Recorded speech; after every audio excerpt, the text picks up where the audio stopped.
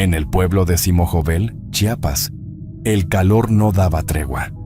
Era una manta pesada que caía sobre los techos de lámina, sobre la tierra roja y los gallineros que olían a sudor viejo.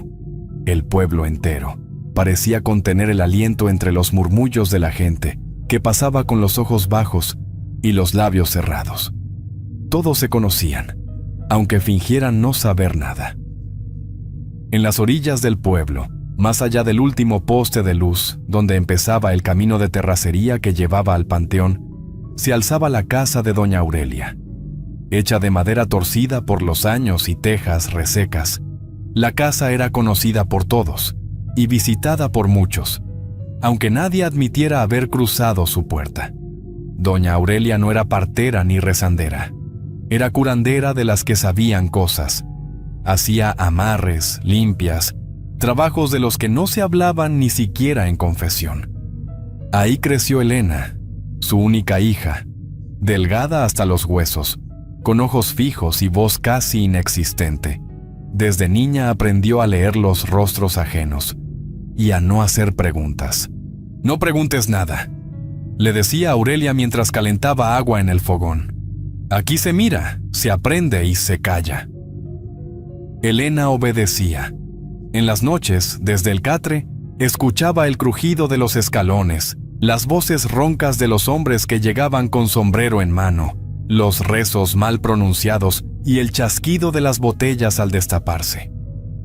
«Échales aguardiente, que no se enfríe el alma», ordenaba Aurelia sin levantar la vista. Elena la observaba todo el tiempo.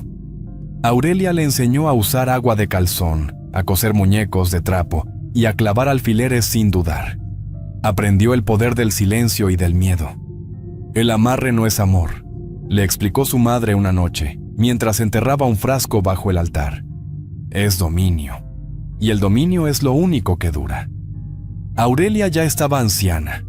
Una noche simplemente dejó de respirar, dejando a su única hija sola en el mundo. La velaron en su propia casa. Elena lloraba contenida. El pueblo asistió por costumbre, no por cariño. «La hija quedó igual o peor», murmuraban las mujeres entre ellas, con la cara cubierta por rebozos. «Esa muchacha trae lo negro adentro». Elena enjugó las lágrimas. No dijo una sola palabra durante todo el velorio.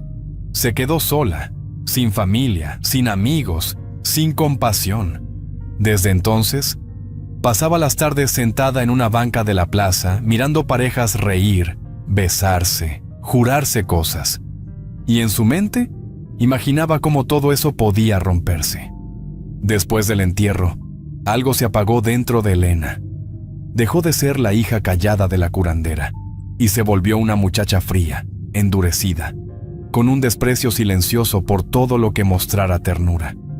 Nunca conoció el amor, pero aprendió a reconocerlo en otros, y por eso mismo deseaba verlo caer.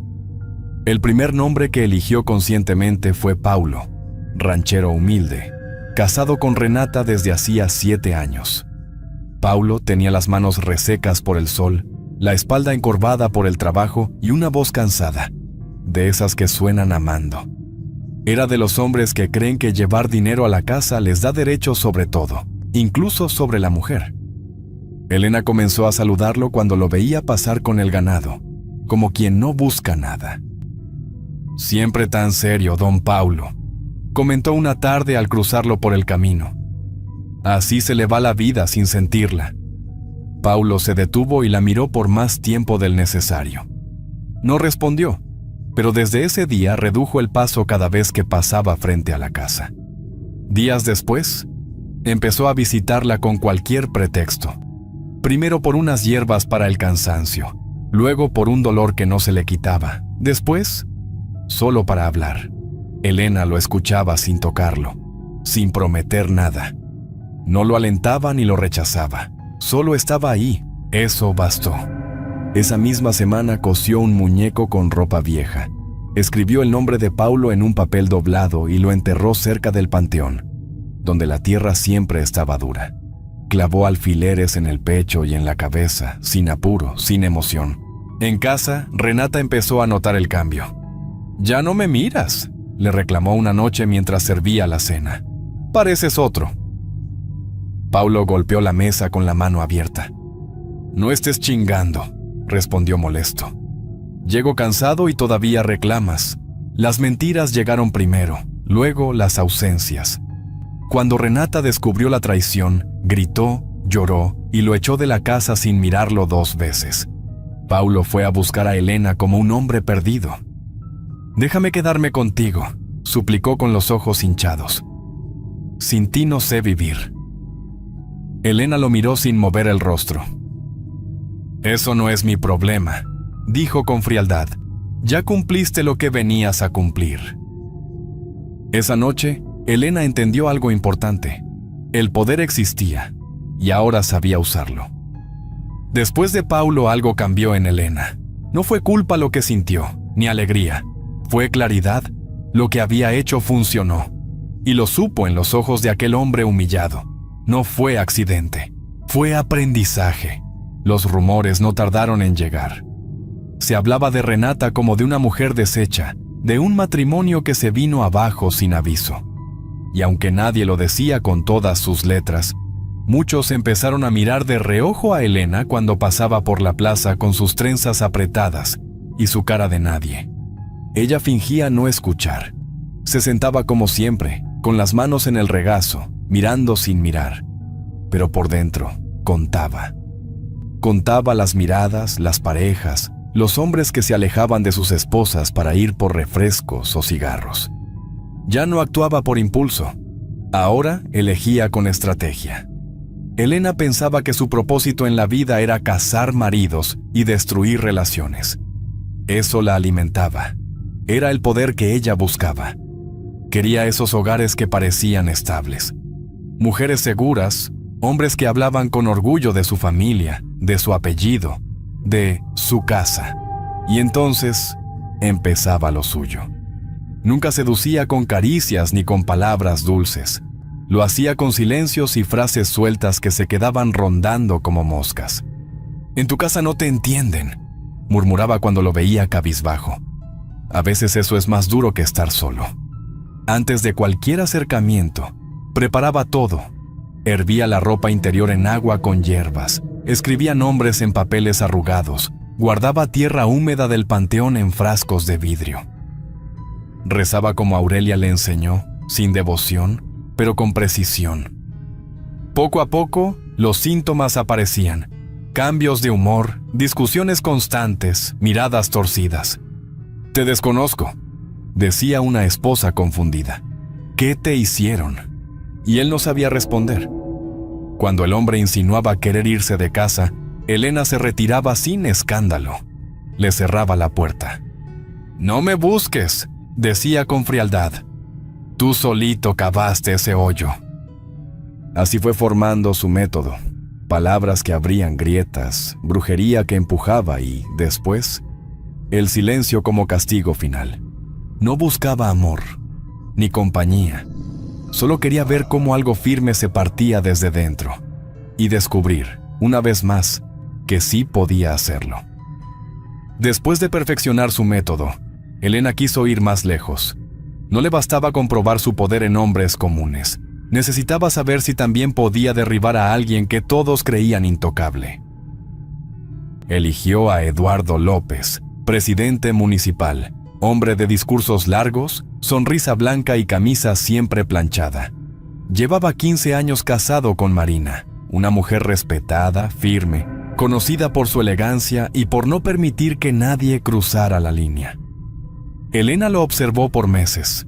Escuchaba sus palabras sobre valores, familia, respeto, mientras veía cómo ignoraba las grietas que se abrían bajo sus propios pies. No se acercó como mujer, sino como ciudadana, como quien pide un favor, un apoyo, nada más. «Solo necesito una carta firmada, don Eduardo», dijo una tarde frente a la presidencia. «Es para un trámite de la herencia de mi madre». Él le sonrió como a cualquier otra, sin saber que ya estaba dentro del juego. Los trabajos empezaron en silencio. Primero enterró una fotografía de Eduardo cerca del panteón, en tierra mojada. Luego, al amanecer, llevó su nombre escrito a la orilla del río y lo dejó correr con el agua. Por último, preparó el agua de calzón con todas las hierbas que su madre le había enseñado y la mezcló en un café cargado, que llevó personalmente a la oficina como forma de agradecimiento. «Gracias por tomarse el tiempo, presidente», dijo con una sonrisa leve. «No todos ayudan así». Eduardo la miró distinto esa vez. En casa, Marina notó los primeros cambios. Las respuestas secas, las llegadas tarde, el olor a humo y aguardiente que no solía traer. «¿Qué te pasa últimamente?», preguntó una noche al verlo con la mirada perdida. «Ya no eres el mismo». «No empieces con tus reclamos», respondió Eduardo con fastidio. «Todo el día traigo problemas». Marina calló, pero lo supo. Las discusiones se volvieron costumbre. Las miradas entre ellos ya no decían nada. Y en la calle, los rumores crecían como plaga. «Dicen que tiene a otra», comentaban en el mercado, «que una muchacha del monte le hizo algo». Cuando Marina descubrió la verdad, fue como si se abriera el piso. No hubo escándalo, solo dignidad. Lo corrió de la casa sin levantar la voz. La caída fue pública, dolorosa y sin retorno.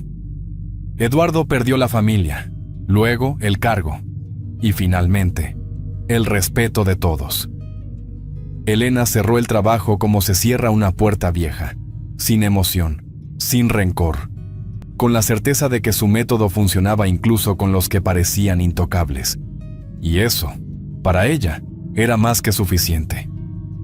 Después de la caída del presidente municipal, Elena dejó de sentir nervios o expectativa y empezó a moverse con una seguridad fría, casi mecánica, como si cada matrimonio fuera apenas una variación del anterior. Ya no pensaba, solo hacía. Ya no dudaba, solo actuaba. En el pueblo comenzaron a repetirse las mismas historias con otros nombres: Rafael y Claudia, Marcelo y Lucía, Andrés y Simone, Enrique y Paula, parejas que hasta entonces parecían firmes, respetadas, de puertas cerradas. Elena se acercaba siempre igual. Escuchaba quejas con paciencia, asentaba con la cabeza, sembraba frases que se quedaban clavadas como astillas. «En tu casa ya no te escuchan», murmuraba Elena con voz baja. «Eso va apagando a cualquiera».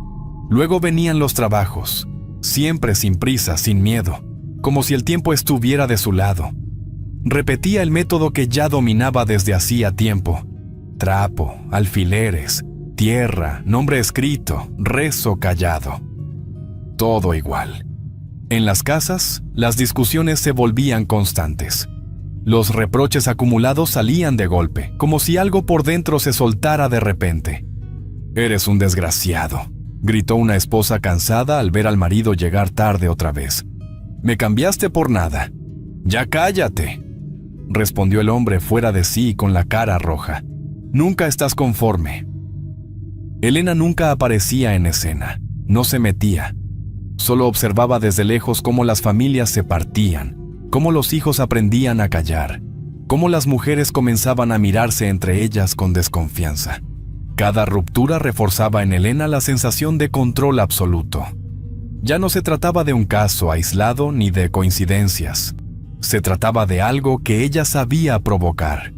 Y aunque nadie tenía el valor de decirlo directamente, el pueblo empezaba a entender que todo eso no era normal. No eran fallas del destino, no eran malentendidos de pareja. Era un patrón. Y ella estaba detrás. Con el paso de los meses, las consecuencias de los matrimonios rotos se hicieron imposibles de ocultar. Ya no eran chismes ni sospechas, eran restos visibles de vidas deshechas.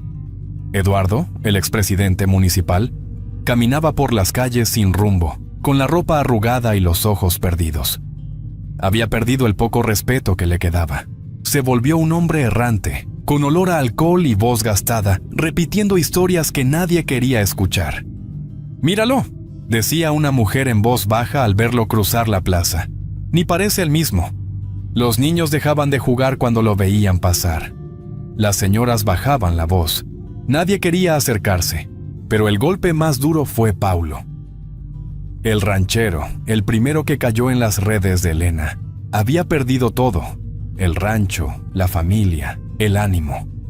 Lo veían vagar por los caminos como alma en pena, arrastrando los pies, hablando solo, hasta que un día lo encontraron muerto en el corral, con los ojos abiertos y la cara llena de tierra. No hubo velorio. «Dicen que se mató él mismo», comentó un hombre en la tienda. «No dejó ni una nota».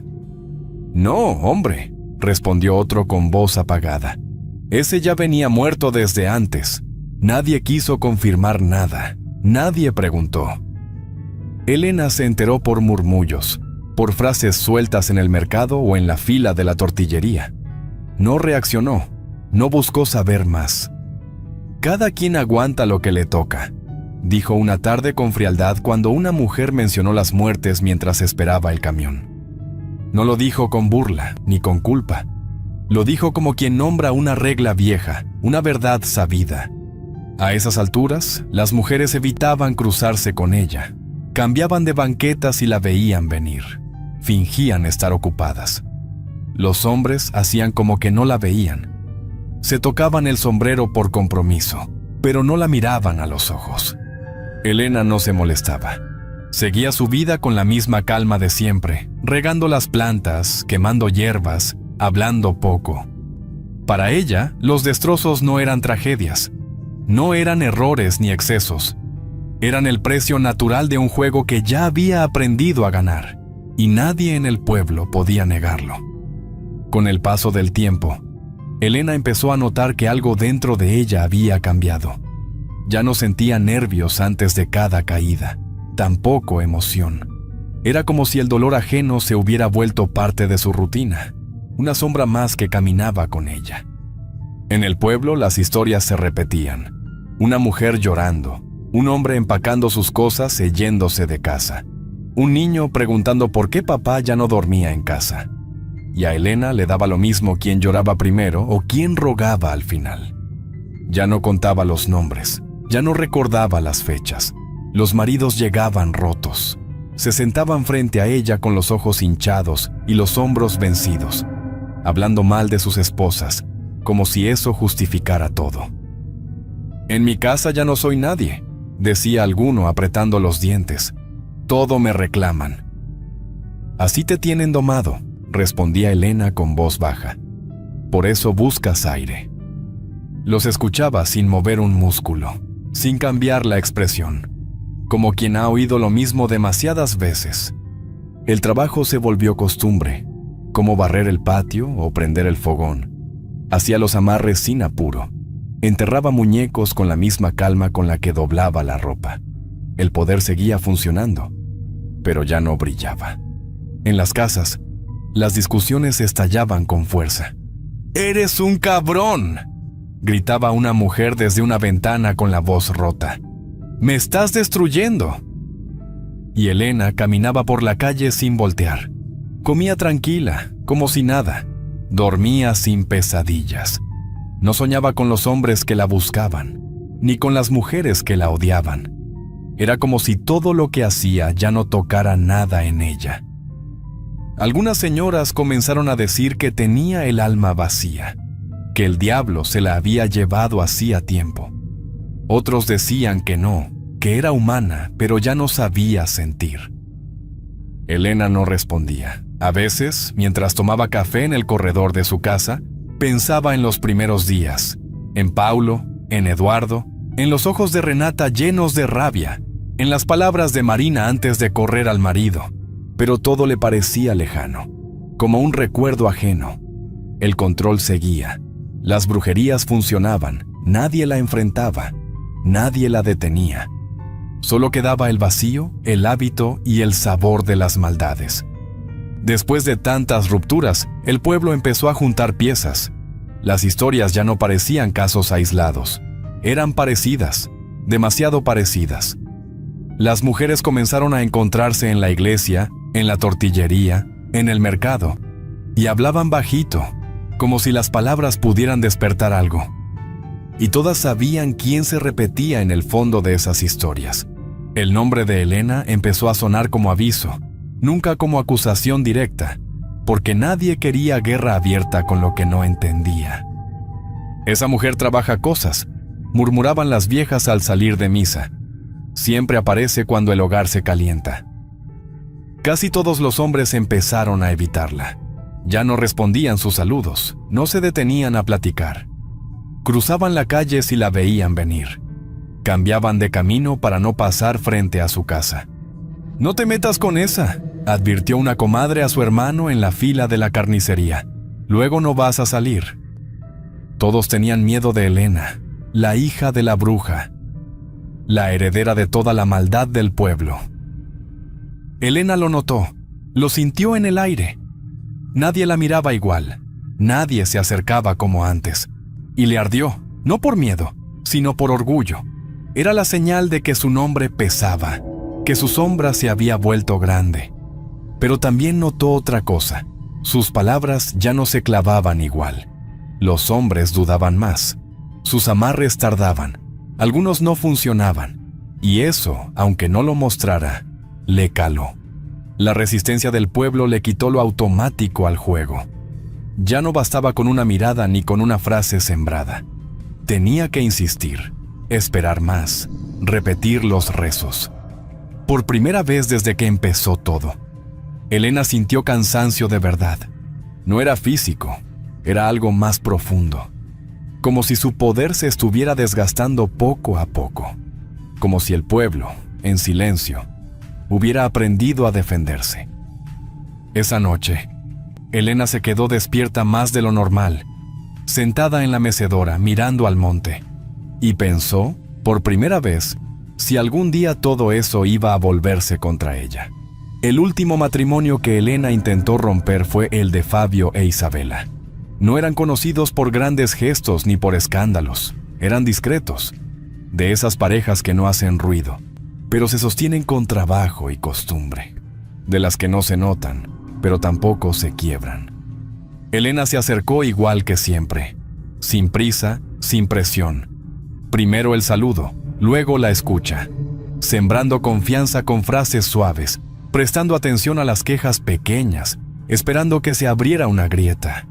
«A veces uno se harta», dijo Elena con suavidad al verlo dudar frente al portón, «y busca a quien sí lo mire». Fabio no respondió de inmediato, pero su silencio bastó para que ella diera el siguiente paso. Elena hizo el trabajo como tantas otras veces. Preparó el muñeco con recortes de ropa. Escribió el nombre de Fabio en papel manchado con café. Enterró todo en tierra templada al amanecer. Rezó despacio, con seguridad. Estaba convencida de que el final sería el de siempre. Pero esta vez, algo fue distinto. Isabela notó el cambio a tiempo. Lo vio en los ojos de su marido, en su forma de hablar con pausas, en la manera en que evitaba su mirada. No esperó a que la mentira creciera. Una tarde, lo enfrentó sin rodeos, sin miedo. «A mí no me vas a ver la cara», le dijo Isabela con firmeza, sujetándolo del brazo. «Dime la verdad ahorita». Fabio tartamudeó, luego bajó la cabeza y confesó. Contó todo: la confusión, la conversación con Elena, el momento en que sintió que se estaba yendo sin razón. Isabela no lloró, no gritó, solo respiró hondo, lo escuchó y decidió que no iba a dejar que otra mujer decidiera por ella. Fabio regresó con Elena al día siguiente. Se plantó en su puerta con la cara seria y la voz firme. «Esto no va a seguir», dijo sin rodeos. «Lo nuestro termina aquí». Y se fue. El matrimonio aguantó el golpe como quien cierra una puerta a tiempo, con la fuerza justa, antes de que entre la tormenta. Elena sintió la derrota como una bofetada seca. No hubo escándalo, no hubo lágrimas. Solo una sensación hueca, como si el aire se le hubiera ido por un momento. Se apartó en silencio con los labios apretados, entendiendo que el pueblo ya no era el mismo, que su nombre ya no intimidaba como antes, y que su poder, poco a poco, empezaba a fallar. Los años pasaron sin que Elena pudiera precisar en qué momento comenzó el desgaste. No hubo un quiebre, ni una caída, solo un lento desvanecerse, como si la fuerza que la sostenía se fuera deshilando poco a poco. Con el tiempo, la vida le cobró lo que nadie antes se había atrevido a exigirle. Su presencia ya no imponía, su mirada ya no callaba voces, y los rumores que antes se decían con miedo, ahora salían con risa o con pena. «Esa mujer ya no puede nada», decía la gente en los pasillos del mercado. «El tiempo también castiga». En el pueblo decían que ya no era la misma, que algo se le había secado por dentro, que la brujería siempre termina por volverse en contra y que ahora le estaba cayendo todo de golpe, como si cada amarre tuviera su deuda y todas juntas vinieran a cobrar. Elena envejeció sola, sin familia, sin aliadas, sin hombres que tocaran su puerta ni mujeres que cambiaran de banqueta al verla pasar. Su casa seguía ahí, pero ya no daba miedo. Apenas era un rincón de sombras viejas. Las manos que antes clavaban alfileres sin temblar, comenzaron a fallar. Los dedos se le cerraban sin fuerza, los rezos se le enredaban en la boca. Ya no recordaba bien las palabras, ni las secuencias, ni el tono, como si alguien desde dentro le estuviera borrando la memoria. Dejó de buscar, dejó de mirar, dejó de moverse con intención. Pasaba los días encerrada, con la mecedora crujiendo en el corredor, oyendo los ecos del pueblo sin querer asomarse. Recordaba rostros, pero ya no sabía si eran reales o inventados. «Dicen que se le fue la cabeza», murmuraba una señora frente a la iglesia. «Dicen que las brujerías siempre se cobran», respondía otra, «y que a ella ya le están cobrando todo». Nadie se atrevía a tocar su puerta. Nadie se acercaba a preguntar cómo estaba. Elena no explicó nada. No buscó justificar lo vivido. No pidió perdón. Solo se quedó ahí, observando desde la sombra cómo la vida seguía sin ella, convertida en un eco frío de todo lo que causó, en una presencia muda que ya no hacía falta nombrar. No fue un final de castigo, ni de tragedia. Fue un final de ausencia. Y en ese silencio se terminó la cazadora de maridos.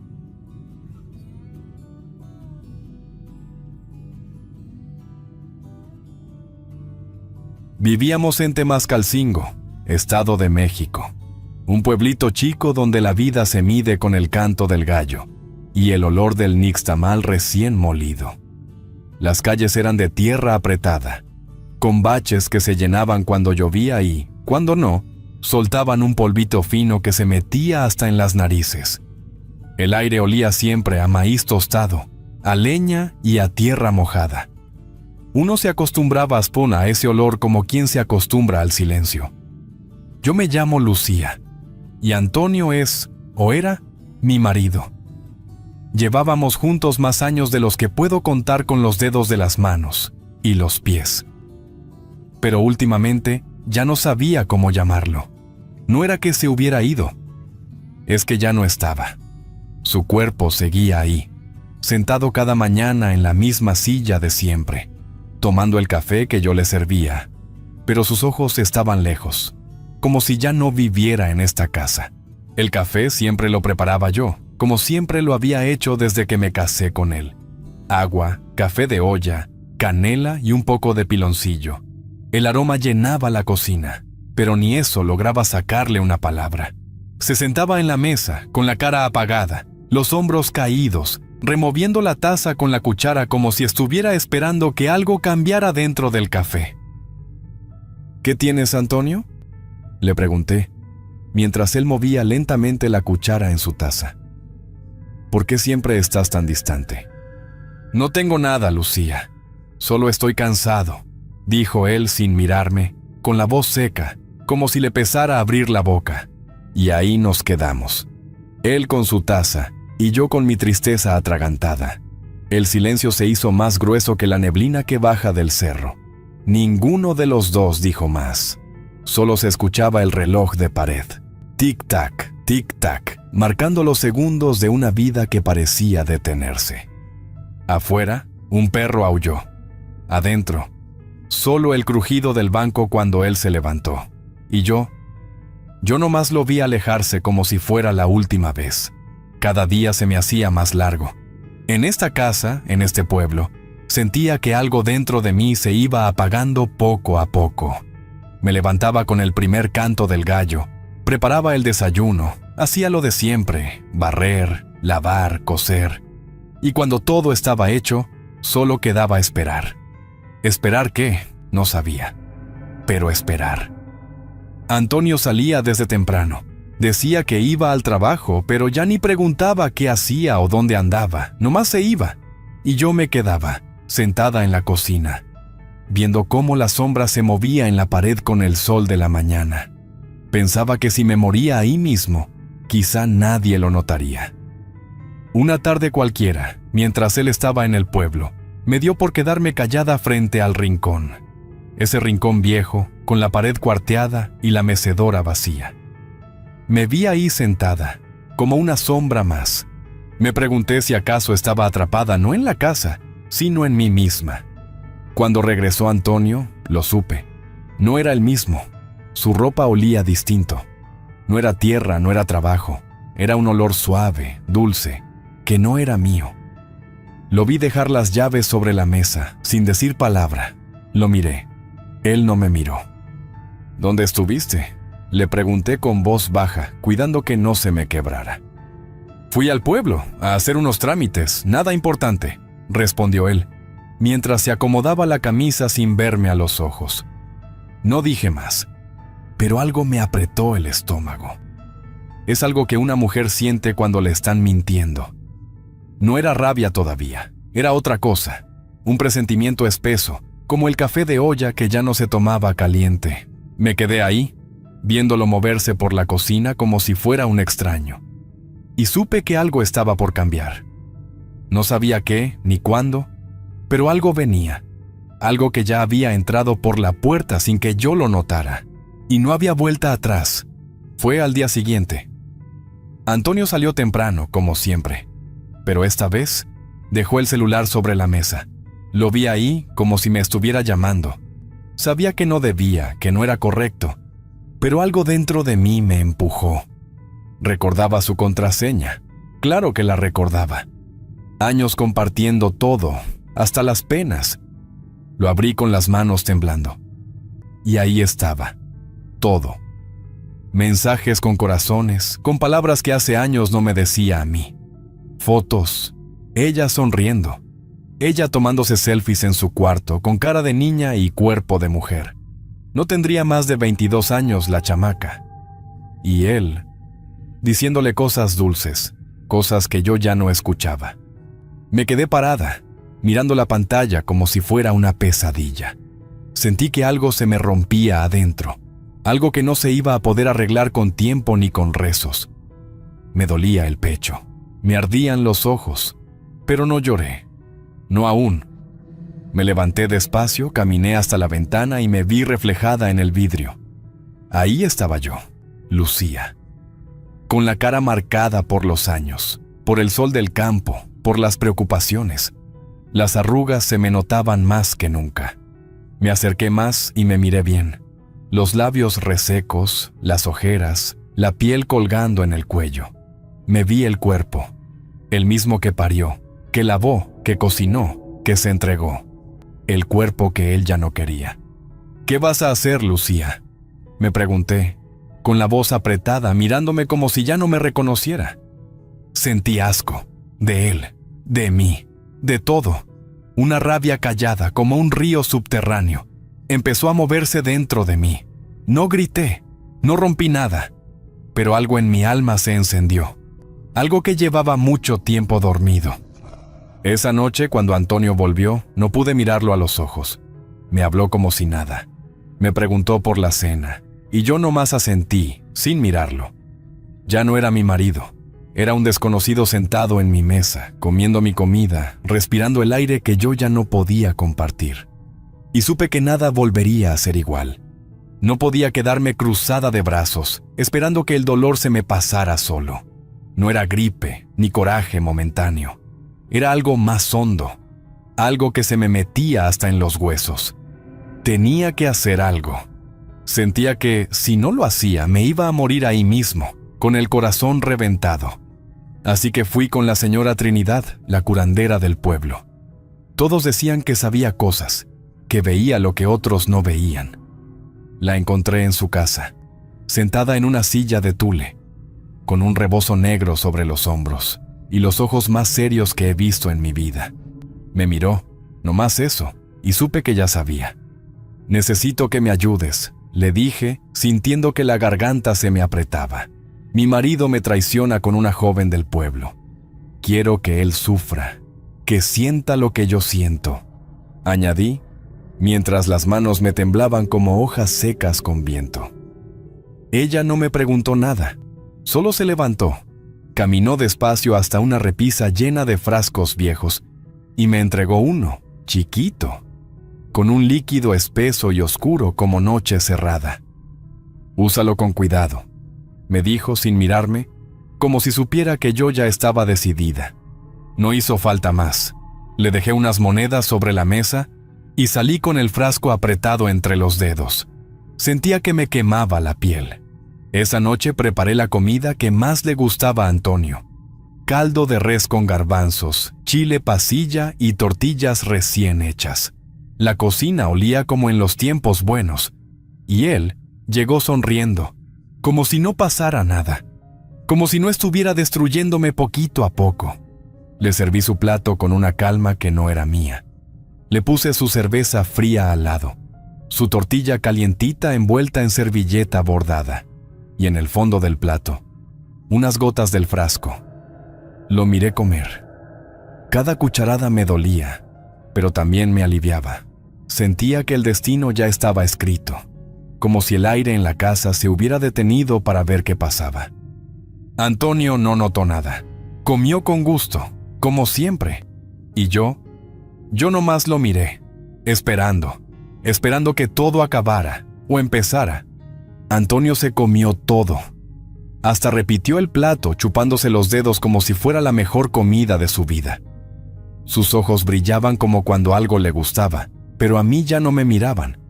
Yo nomás lo veía, en silencio, con el corazón latiendo como tambor en velorio. No había marcha atrás. Lo que hice, lo hice por mí. Por cada noche que me ignoró. Por cada mentira. Pasaron unos minutos. El calor de la comida se mezclaba con el del veneno. Lo vi cambiar. Primero se quedó quieto. Luego, la frente se le llenó de sudor frío. Los labios se le pusieron morados. La mirada se le perdió en un punto fijo. «Me siento raro», alcanzó a decir, y se agarró de la orilla de la mesa como si el mundo se le moviera. «¿Raro?», le pregunté acercándome despacio. «¿Así te sentías cuando estabas con la chamaca? ¿Te temblaban las manos también?». Sus ojos me buscaron asustados, pero yo ya no era la misma. Le agarré el mentón, fuerte, lo obligué a mirarme. «¿Cuándo iba a ser la próxima vez, Antonio?», le pregunté con una sonrisa amarga. «¿Te gustaba traicionarme con esa niña? ¿Pensaste que yo era una pendeja que no sabía nada?». Él quiso hablar, pero solo tosió. Un hilo de baba le escurrió por la comisura de los labios. El cuerpo le empezó a sacudirse, como si algo lo jalara desde adentro. Se cayó de la silla con un golpe seco y se arrastró como pudo hasta mis pies. «Lucía, ayúdame», suplicó, con la voz entrecortada. «¿Ayudarte?», repetí riendo bajito. «¿Cómo tú me ayudaste cuando me dejaste sola cada día? ¿Cuándo me cambiaste por carne nueva?». «No, Antonio, yo ya no soy esa mujer callada». Lo vi retorcerse en el suelo. Le sangraban los ojos, la nariz, y su cuerpo entero parecía rechazar la vida. Y yo nomás lo miraba, fría, con el alma rota pero firme. Cada espasmo suyo era una puntada menos en mi costura de dolor. Y ahí se quedó, tirado, callado por fin, como yo estuve tanto tiempo. Y por primera vez respiré. Después de que Antonio murió, me quedé ahí, parada, mirando su cuerpo como si no entendiera lo que acababa de pasar. El aire en la casa era espeso, como si la muerte misma se hubiera quedado encerrada conmigo. No lloré, no grité, Nomás sentí un hueco raro en el pecho. Y el silencio. Ese silencio que pesa más que un costal de piedras mojadas.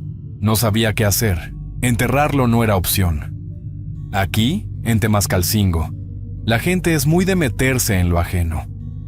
Tarde o temprano, alguien vendría a preguntar. Así que me quedé quieta, viendo el cuerpo, hasta que mis ojos se toparon con la licuadora.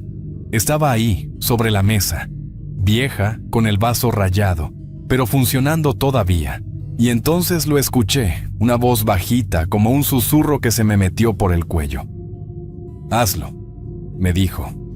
No era la voz de Antonio, pero su cara cruzó por mi mente, sonriendo como si me diera permiso, como si me dijera que lo hiciera, que lo dejara ir. Me llevé las manos a la cabeza, pensé que ya estaba loca, o que la licuadora me estaba hablando, pero la adrenalina me subía por los brazos, me hormigueaban los dedos, y ahí estaba él, ese estorbo tendido en el piso, tan pesado como mi propio pasado. Agarré el cuchillo más grande que tenía, el de cortar hueso de res. Me arrodillé junto a él y empecé. El primer corte fue el más difícil, luego ya no pensé, solo seguí. La sangre salía tibia, se mezclaba con el café frío que todavía quedaba en la mesa. El olor era fuerte, metálico, pero ya no me importaba.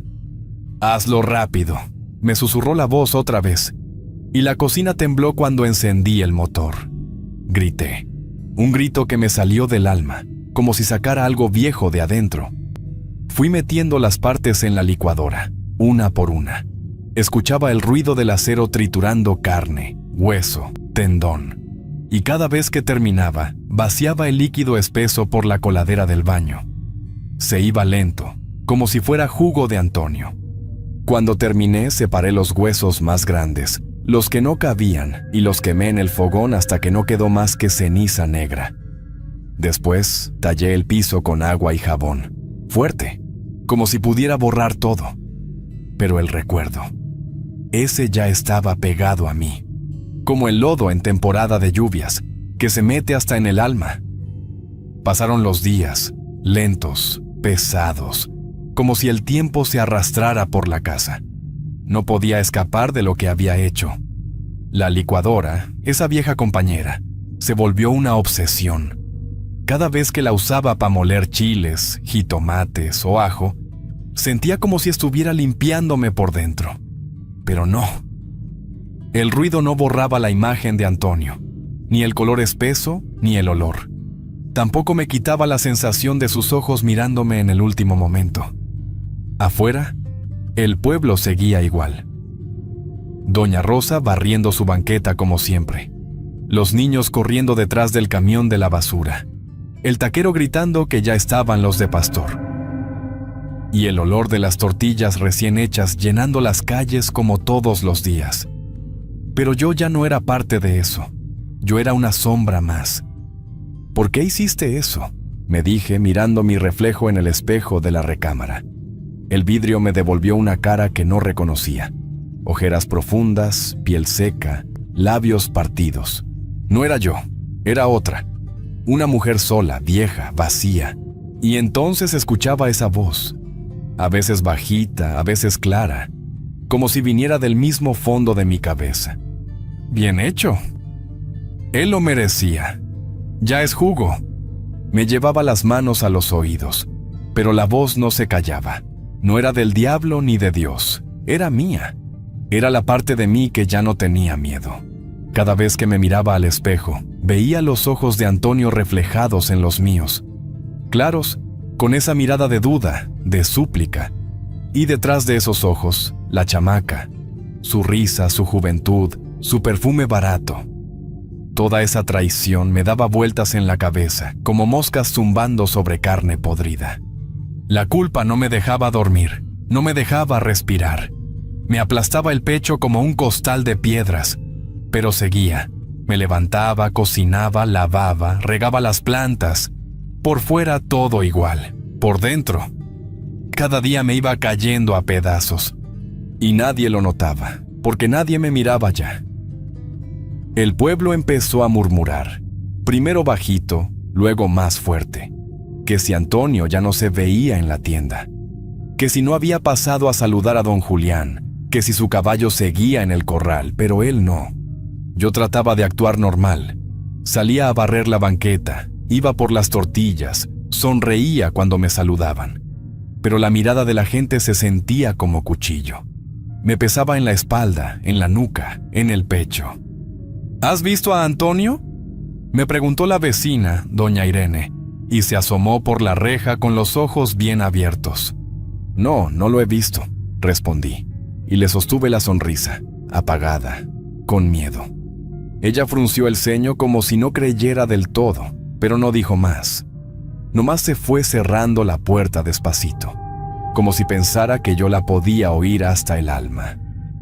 Pasaron 2 días más, y luego llegaron, la policía, 2 hombres de uniforme, sudados, con botas llenas de polvo. Tocaron la puerta fuerte, con esos golpes que no se confunden. «Buscamos a Antonio Ramírez», dijo uno, mientras el otro me observaba como si pudiera ver a través de mí. «Dicen que no se ha presentado a trabajar ni ha dado razón».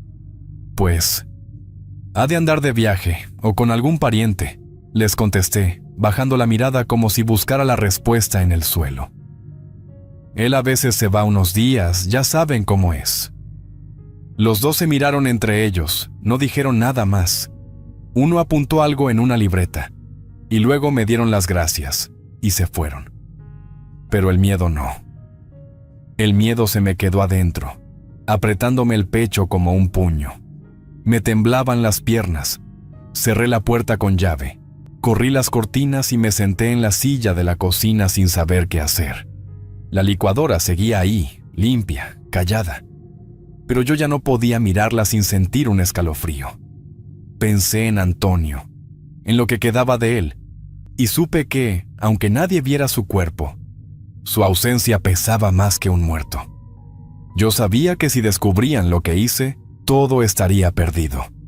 Después de la visita de la policía, mis días empezaron a desmoronarse como pan viejo. Todo me ponía los nervios de punta. El chirrido de la puerta, los pasos del gato en el techo, el viento azotando las láminas oxidadas. Hasta el canto de los gallos me hacía brincar. La licuadora que antes me daba esa extraña paz ya no servía de nada. A veces me quedaba viéndola por horas, esperando que se moviera sola. Y lo peor era cuando escuchaba su voz, la de Antonio, dentro del aparato. «Lucía, ¿por qué lo hiciste? Yo confiaba en ti». Me tapaba los oídos, lloraba, rezaba, pero no se callaba. Sentía que su alma se había quedado atrapada entre las cuchillas, girando y girando sin descanso. En la tienda del pueblo ya nada era igual. Yo entraba por lo de siempre, huevos, tortillas, frijol, pero el ambiente cambiaba en cuanto cruzaba la puerta. Las voces bajaban, los murmullos comenzaban. «Dicen que Lucía algo le hizo a su marido», susurró una mujer cerca del mostrador, volteando discretamente hacia mí. «Yo siempre supe que ese matrimonio no iba bien», contestó otra, mientras acomodaba las bolsas de plástico con manos temblorosas. No decían nombres, pero sabían, o intuían. Yo sentía sus ojos clavados en mi espalda como cuchillos afilados, como si esperaran que yo confesara ahí mismo entre el arroz y los chiles secos. Pagaba rápido, no decía ni gracias, salía apretando la bolsa, el corazón, los dientes. El pueblo entero parecía volverse contra mí. Las paredes susurraban, las banquetas me rechazaban, hasta los perros me ladraban con furia, y yo no podía hacer nada, no podía irme, no podía confesar, solo me quedaba aguantar, seguir respirando ese aire denso. Esperar lo peor, porque lo peor siempre llega. La casa se volvía más fría cada noche, y yo más sola, más rota. Al final, ya no sabía si lo que veía era real o parte de mi cabeza rota. Los días se me mezclaban. Las horas pasaban sin que yo me diera cuenta.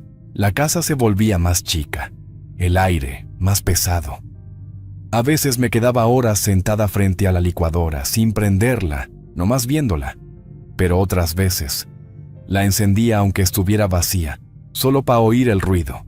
Ese zumbido me calmaba, me envolvía como si me arrullara. Y entre ese ruido, de vez en cuando, creía escuchar mi nombre. Lucía, susurró alguien, y la cocina se quedó en silencio. No había nadie, no podía haber nadie, pero ahí estaba la voz, como si el eco del pecado se quedara rebotando entre las paredes. Me quedé mirando la cocina. Cada rincón tenía memoria, el cuchillo, el piso donde cayó, la sangre, los pedazos girando en la licuadora. Recordaba el olor, el color, la textura, todo. No había forma de escapar, ya no había puerta ni salida. Esa casa ya no era mía, ni el pueblo, ni mi cuerpo. Todo lo que hice se me pegó a la piel como sombra en mediodía, como barro húmedo que no se seca nunca. Caminaba por los cuartos con los pies fríos, sintiendo que cada paso era un paso más adentro de mí misma. Un laberinto sin salida. La última vez que miré la licuadora me pregunté si algún día podría olvidar lo que pasó. Si era posible vivir con algo así dentro. Lo supe de inmediato. No hay olvido para una cosa así, ni con rezos, ni con agua bendita. Eso me iba a acompañar hasta que me llevara la muerte. Y aún ahí, en el hueco más profundo de la tierra, yo sabía que seguiría oyendo su voz. Pero ya no me importaba, ¿de verdad? Porque al final, mi marido terminó en jugo.